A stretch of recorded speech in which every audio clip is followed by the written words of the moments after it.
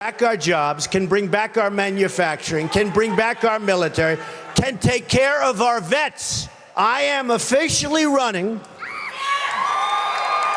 for President of the United States, and we are going to make our country great again. Wow, can you believe it? That was just 1 year ago today. Of course, back then, many Republicans, Democrats, all of the experts scoffed at Donald Trump when he announced his bid for the presidency. In the meantime, no, he's broken. He's rewritten all the rules for running for president. He's established all kinds of records, and he really has crushed the establishment big time. Now, well, a year later, he stands. He's a presumptive nominee. So how will Donald Trump's opponents take him on? Will the Democrats, underestimate him as well? Joining me now, Kathy Taylor, Steve Rogers, Jessica Tarloff, and Lisa Booth. Lisa, let me start with you. It's been a couple of good weeks for Hillary Clinton. She's doing very well in polls. And, you start to get the sense that the Dems are sort of cooling up the champagne already. I think that might be a mistake. You could ask 16 Republican wannabes about that. Or just ask Hillary Clinton, who thought she was going to get a coronation in 2008 and lost to then Senator Barack Obama.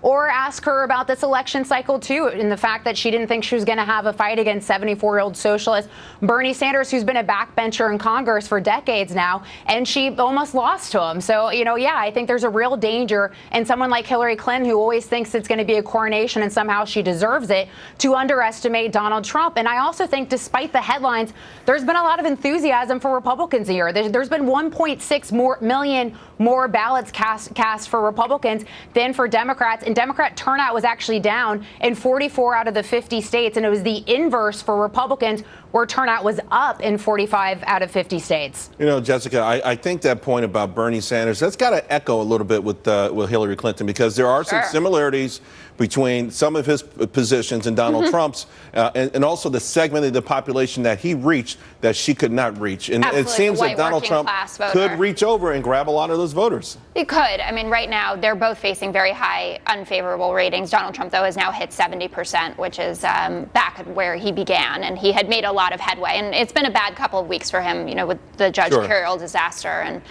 his response to the Orlando shooting was not taken that well by the broader American public.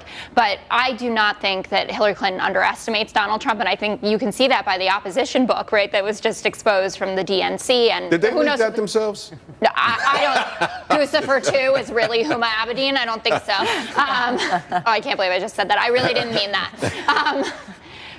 I think she takes him very seriously, and it's going to be a close race, and she's on top right now. But I think this could swing back and forth depending on the events. What else could bog this thing down, Kathy, is, Donald Trump soundly beat the Republican establishment, but they're not giving up. Listen, every day I log on and I see some Republican governor is not going to vote for Donald Trump.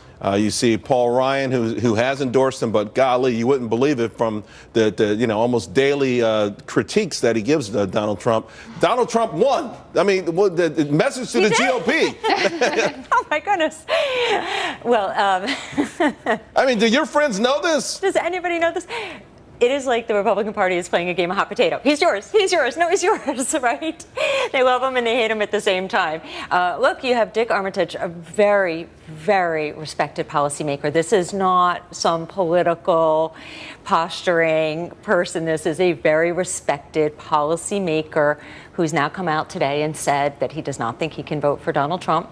And yet you have Hugh Hewitt, who's been very critical of Trump, saying in the Washington Post, you know what? We need to do this we need to support him. So I think we're in for a bit more of this. But we don't have enough of those full-throated guys who came out the gate, people who knew Trump was going to win from day one, people like Lieutenant Steve Rogers.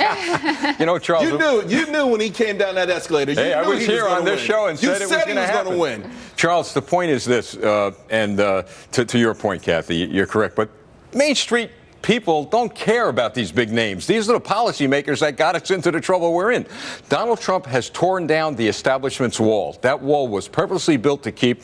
Well, he talked yesterday very frustratingly about going on his own, but how tough it is. I mean, you honestly believe he does not need any help from the embedded establishment that has something. They can't bring something to the table to help Charles, bolster the effort? He will never be on his own because he has the American people behind him, and we will see him get sworn in January of the next term, 2017. Let's hope that's true. But I've said it before, and it happened. He has a very interesting partnership coming up with the RNC Sure. on the data. He's not doing this alone anymore. Ladies and He gentlemen. needs the Republican Party. Okay, bottom line. Yeah, he does. Although when Steve talks, I just want to put my hand over my heart, you know. We the people are the It Republican was very Party. patriotic. That is not a country I know. All right, guys, thanks. Hey,